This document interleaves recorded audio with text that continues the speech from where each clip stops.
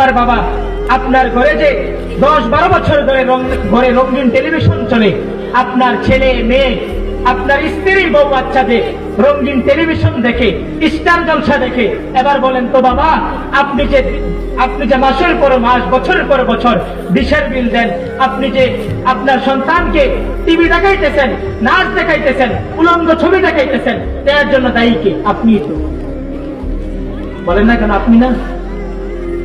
আপনার ঘরে যে দিনের পর দিন রঙিন টেলিভিশন চলে, স্টার জলসা চলে, এই স্টার জলসা আর কিছু কিছু সিনেমা আছে, কিছু কিছু চ্যানেল আছে, এই চ্যানেলের জন্য আমার অনেক মা বোন এশারের নামাজ পড়ে না। আমার এই চ্যানেলের জন্য কিছু কিছু মা বোন মাগরিবের নামাজ পড়ে না। ঠিক কিনা বলেন না?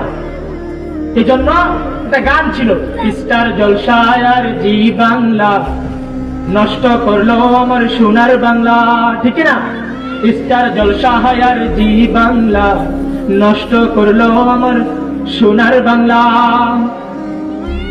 আপনি দিনের পর দিন, মাসের পর মাস, বছরের পর বছর আপনার সন্তানকে, আপনার স্ত্রী বউ বাচ্চাকে আপনি দেখাইতেছেন, যা বেটি যা দেখ, তোর নামাজের কোনো দরকার নাই, তোর কিচ্ছু দরকার নাই, তুই স্টার জলসা দেখ, তোর এশার নামাজের দরকার নাই, আমি বাড়ি ফিরলে আমাকে তোরা ভাত বেড়ে দিই, তার কিচ্ছু লাগবে না।